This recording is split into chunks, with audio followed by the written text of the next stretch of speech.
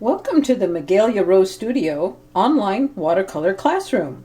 Today's demonstration involves working with several watercolor techniques. However, remember that having an enjoyable time is most important. Creating art has untold benefits, so be kind to yourself and to your creations. Process is much more important than product. This video, Magical Trees of Color, will demonstrate negative painting, using salt to create texture, and mixing watercolors on paper rather than on the palette. The demonstration is done on a 1/8 sheet of cold press 140-pound watercolor paper. This would be measuring about 7.5 by 10 inches if you're going to be using a pad of paper. This painting is also an excellent way to practice your brush skills and is an excellent subject to use in painting your own personal note cards. Well, here are a few samples of our paintings.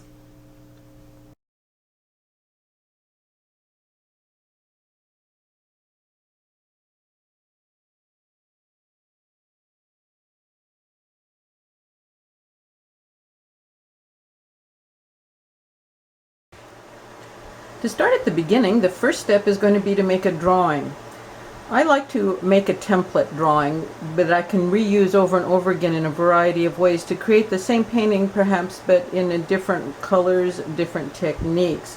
So to prepare the drawing, I make sure I have a piece of drawing paper that is made to the size of the watercolor paper I'll be using. Then this is my process, and I will continue, and you may draw directly onto your watercolor paper if that's what you desire to do. Here you can see I've marked out the size of my watercolor paper on the drawing paper, and I've left some margins, and you can either trim those off or keep them. I sometimes keep them just so I can write some notes or thoughts on those edges. Using a number 2 graphite pencil, I actually use a mechanical pencil with that type of lead, I draw 3 tree trunks. Place your trunks a bit off the center for interest. Just as a general guide, trees are composed of a trunk, limbs, and off the limbs come the branches and twigs. You have to remember that each of these structures usually are thicker at the base and thinner as they extend outward. Now I'm going to add 5 limbs to each trunk. The trick here is that every limb needs to end at the edge of the paper or to an area that you have marked or at a trunk. So this is going to be a continuous line exercise eventually, but right now let's get those limbs drawn in. Here's a quick look as I continue drawing in those limbs. Here's a detailed photograph so you can get a closer look at those limbs. Here's a view of my completed sketch, at least my first draft, but there's still one very important step left before I can say this template's ready. This last step is extremely important because we want to erase all of the little tiny lines between limbs and trunks and each other. Now on the right side of this image on the drawing, you can see the lines between the limbs and trunks have been erased. Again, that is on the right side. All these lines in the entire sketch have to be erased so that the drawing, if it had been a maze, you would be able to go from side to side or in any direction without a line to stop you. Now here you can see that all those little lines have been erased. And now I'm going to begin to darken all the lines, and at this point I want you to not only see the trees as much as you see the shapes around the trees, limbs, and branches. These are the areas that will be painted first, and they are what will reveal the trees and their structure through negative painting. Using a light box, I trace my template onto my watercolor paper with a number 2 graphite pencil. And I'm making the lines fairly dark so that they'll be able to guide me as I apply the watercolor washes. When completed, we're almost ready to begin painting. And by the way, if you don't have a light box, I used to just hold up my paper with the template behind it in front of a bright window. Of course, you're not able to do that at night. Okay, I have my template traced onto my watercolor paper. This is 140-pound cold press arches. I think that if you can put the money into better paper rather than just about anything else, you'll be rewarded. Before I actually start applying paint, I make sure I have all of the supplies necessary. Here I have a number 8 round brush. I have my container of salt, a towel to dampen off my brush in case there's too much water, 2 containers of clear water, one to rinse my brush and one to mix paint. Here I have my palette, and if I use a dropper to activate, and the colors I'm going to be using today are Phthalo Blue, Daniel Smith Sap Green, Aurelian Yellow, and here we have the Raw Sienna. Before you start, I strongly suggest that you do some samples with your colors. Here you can see I have a sample sheet in which I've experimented with the colors I just mentioned. Also, over time I've dabbled with a few other colors, but this will give you a good idea of how the colors you select will intermix. You do not have to use the colors I use. We're simply trying to teach a technique that might lead you into some really interesting directions. So now that that's done, let's go ahead and get started and paint.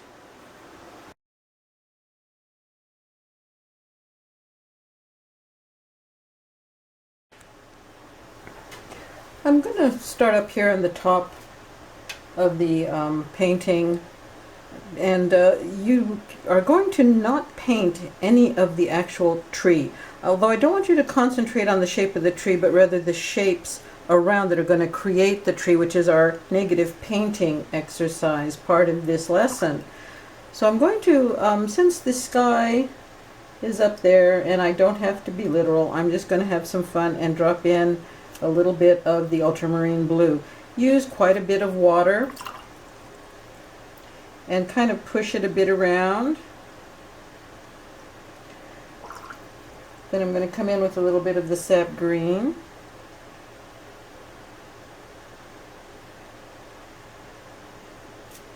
And now some Aurelian yellow. Again, just drop. Don't push hard. Just let the paint do the work. I'm going to rinse off my brush, pat it till it's just damp, and I'm going to lift some of those colors up, but I'm not going to lift a lot of the moisture. I want a lot of moisture left so that we will have action with the salt, which requires water. I'm going to take a pinch of salt and simply drop it into that wet paint and let it sit. Moving on to this little one here.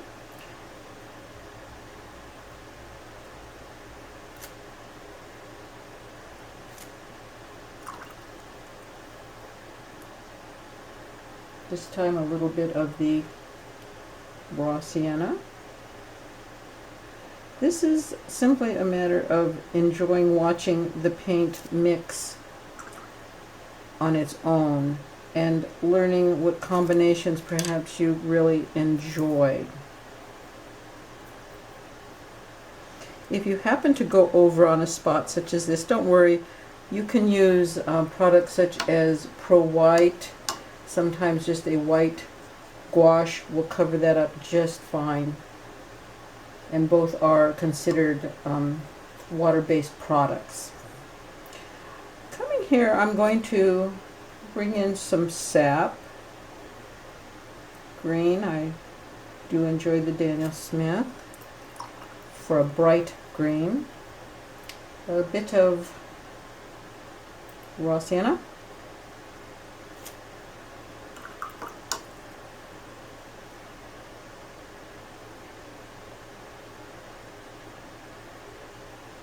And I'm just going to get a little bit of ultramarine blue and just tickle it in to the line there.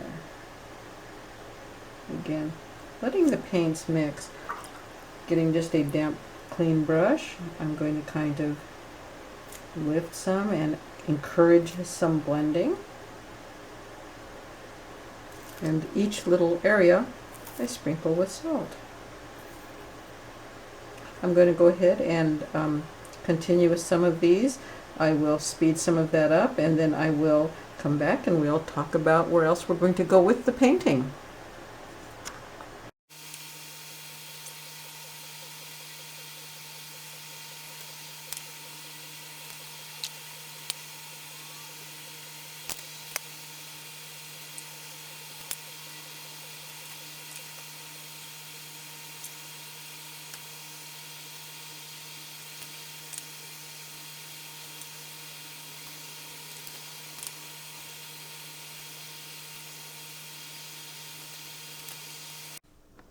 Now you can see the areas I have painted have completely dried, and you can see the effect of the salt, and I have removed the salt. I like to do that usually when things are completely dry. If you have areas that are wet around it, don't worry about it. It can stay there. Eventually salt can be somewhat destructive, but we get it off as soon as we can, and the effects are well worth the long-term effects in 100 or so years, so I'm not too worried about that. So I'm going to go ahead and continue, and I will be finishing more of the painting, and I will be back with you and we can look at those results.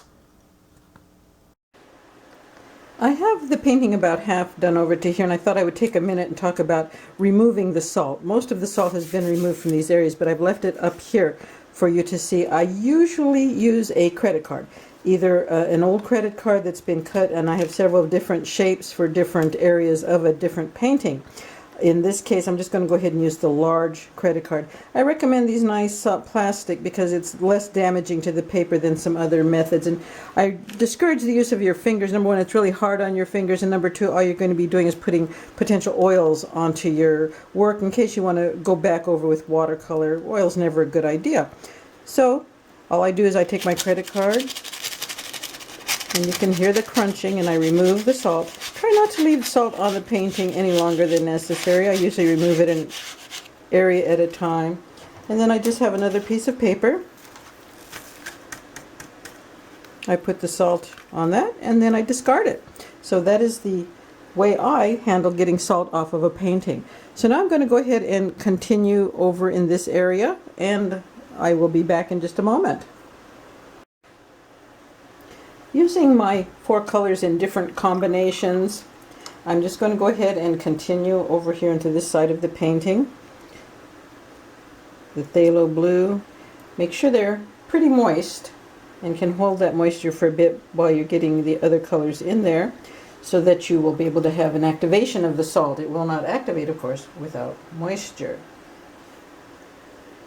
The fun thing about this is that you are able to see what some of your colors do when mixed with others without mixing them on the palette. I think that this is something that allows us a certain degree of freedom and understanding that watercolor is simply a magical medium. A little salt. Okay. Again, I'm going to come in with some of the phthalo blue.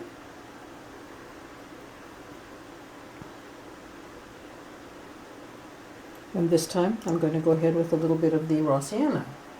This will sort of make a neutral, especially if they are blended together a little bit. If there's too much water, dampen your brush, and then just use a towel and soak it up and add a little bit more. Let's do one more. This one I'm going to start with the raw sienna. There's no definite pattern that you have to establish, although if you have something in mind that you want to accomplish, you go for it. That's the fun of this. It's an individual sport, so to speak. I'm going to go in with a little bit of the phthalo. Really mix it up in here. Push it a little, not brushing hard, just pushing. Dropping in and pushing the colors. That looks pretty fun to me. Add a little salt. So this last one was simply the phthalo blue with the raw sienna. I'm going to go ahead and continue on. I will speed up some of that, and I will be back with you in a little bit.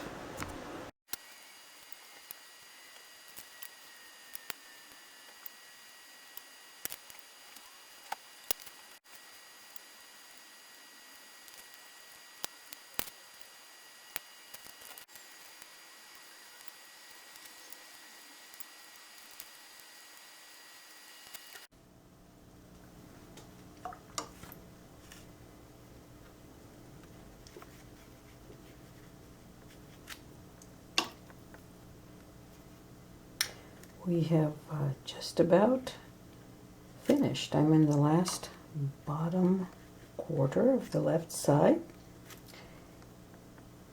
and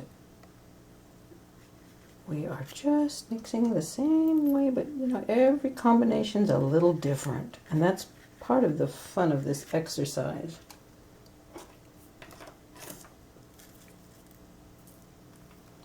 It may seem it takes a lot of patience, but you can do this in steps, and it will help improve your brushwork.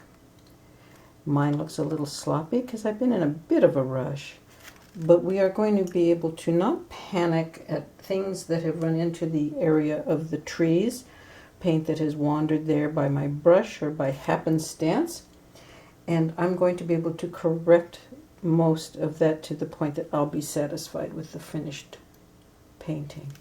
There we go. The last two. Still a little wet,